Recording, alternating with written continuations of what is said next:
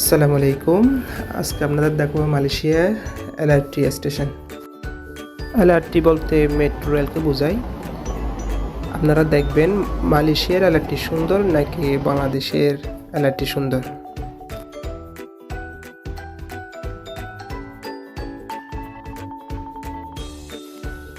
সর্বপ্রথম বাসে করে মেট্রো রেল স্টেশনে যাচ্ছি বাসে করে।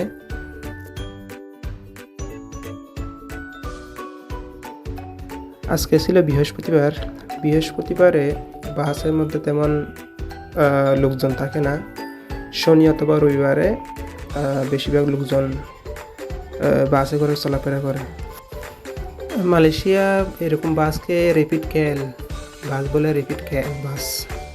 এগুলো মনে করেন 1 টাকা অথবা 2 টাকা নেয়। বাসা থেকে ওই মেট্রো রেল স্টেশনে যেতে 1 থেকে 2 টাকা নেয়। দেখতে দেখতে আমরা এমআরটি স্টেশনে চলে আসলাম। এখন সিঁড়ি দিয়ে উপরে উঠতেছি।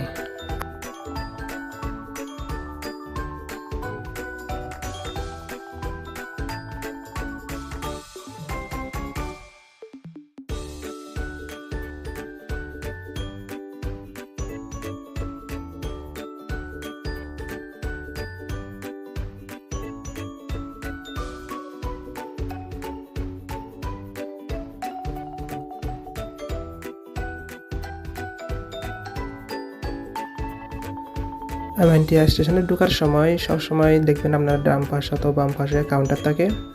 যদি আপনার টাসিংগুতে টাকা না থাকে, এখান থেকে আপনারা টাকা রিলোড করে নেবেন টাসিংকু কাটে। আমার টাসিংকুতে টাকা আমি আগে থাকতে ঢুকাইছিলাম। এখন আমরা এখানে টাচ করব। টাসিংকু কার্ড টাচ করলেই দরজাটা খুলে যাবে।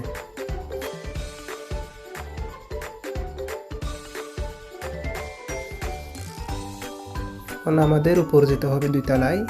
2 তলায় হচ্ছে প্ল্যাটফর্ম 1 অথবা প্ল্যাটফর্ম 2। আমি যেহেতু কুয়ালালামপুর যাচ্ছি, সেজন্য আমি প্ল্যাটফর্ম 2তে যাব।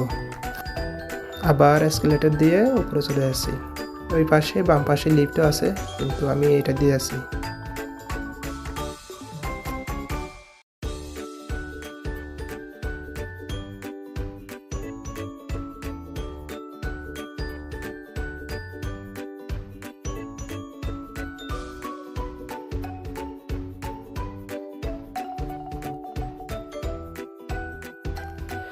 একটু পরেই ট্রেন আসবে, মনে হয় 2 মিনিট সময় আছে।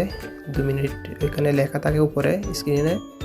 2 মিনিট অথবা 4 মিনিট সময় আছে, এর ভিতরে ট্রেন চলে আসবে।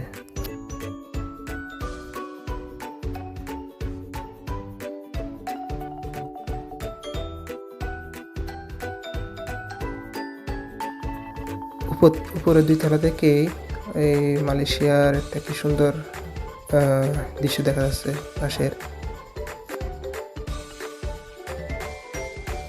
কয়েক মিনিট অপেক্ষা করার পরে আমাদের ট্রেন চলে আসলো।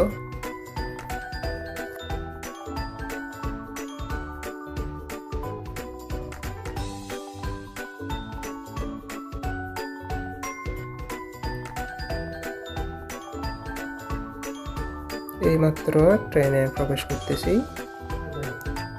এখানে খেয়াল করবেন আপনারা, কতগুলো মহিলাদের স্থান আছে যেগুলো পিঙ্ক কালার থাকে। এখানে আপনারা ঢুকবেন না, এগুলো হলো মহিলাদের জন্য।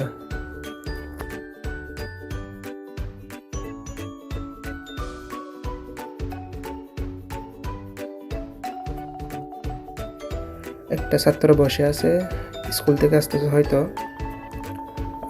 আমি যাচ্ছি দামানসারা থেকে। দামানসারা তেমন জ্যাম থাকে না, লোক বেশি জন থাকে না। আপনি যখন কুয়ালালামপুর অথবা কেএলসিসি এগুলোতে যাবেন, এখানে প্রচুর লোক থাকে। মসজিদ জামে অথবা পাসার শ্রেণীর এমআরটিতে অথবা এলআরটিতে অনেক লোক থাকে। যেগুলো দূরের আছে যেমন দামানসারা অথবা ওয়ানুতামা, এখানে তেমন বেশি লোক থাকে না অথবা বেশি জ্যাম থাকে না।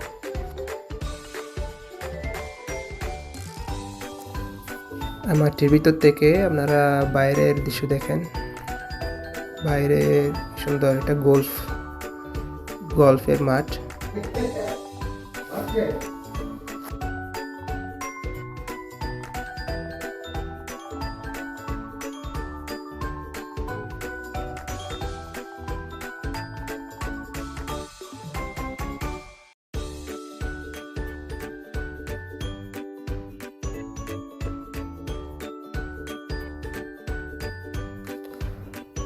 ভিতর থেকে মালয়েশিয়ার সবচেয়ে উঁচু বিল্ডিং 118 দেখা যাচ্ছে।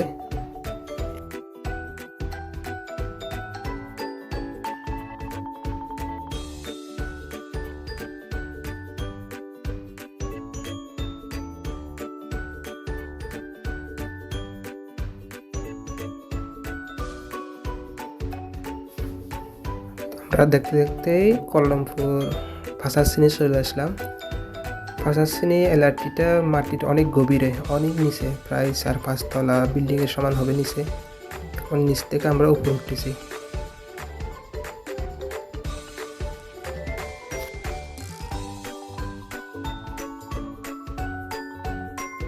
অনেক নিচে দেখলে ভয় লাগে।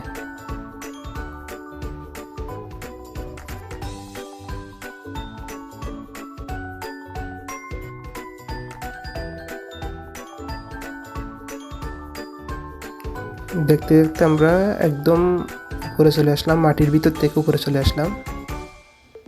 দেখেন কত নিচে, এই যে উপরে চলে আসলাম। এখন আমি আরো উপরে চলে যাব। এখান থেকে ভাষাশ্রেণী উপরে স্টেশন থেকে মালয়েশিয়ার সবচেয়ে উঁচু বিল্ডিং 118 দেখা যাচ্ছে। অনেক লম্বা, অনেক সুন্দর এটা।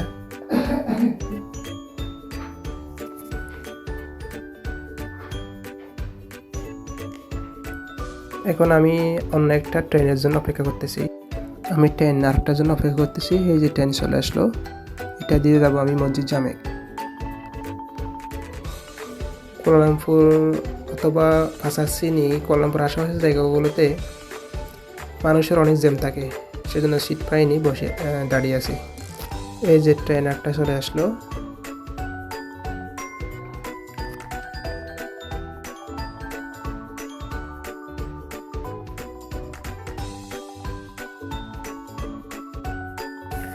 এটা আমি মসজিদ জামেকে চলে আসলাম। মসজিদ জামেক হচ্ছে মালয়েশিয়ার একটা পুরাতন মসজিদ। পুরাতন মসজিদ হলো এখানে বেশিরভাগ টুরিস্ট এই জায়গাতে আসে দেখার জন্য। তো অনেক সুন্দর করছে এটা। আপনাদের পরবর্তী ভিডিওতে আমি মসজিদ জামেক দেখাবো রাত্রের দৃশ্য।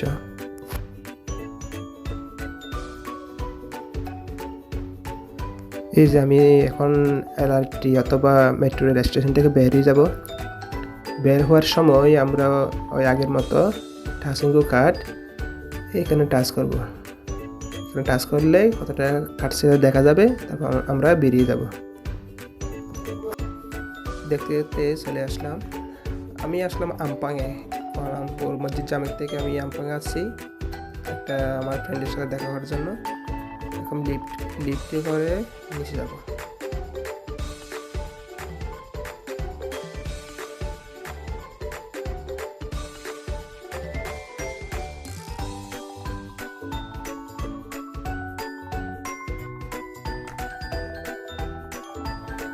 এখন LRT থেকে বের হয়ে আমার ফ্রেন্ডের পাশে যাচ্ছি। আপনারা মালয়েশিয়া সম্পর্কে অথবা মালয়েশিয়া ভাষা সম্পর্কে জানার জন্য আমাদের সাথে থাকুন।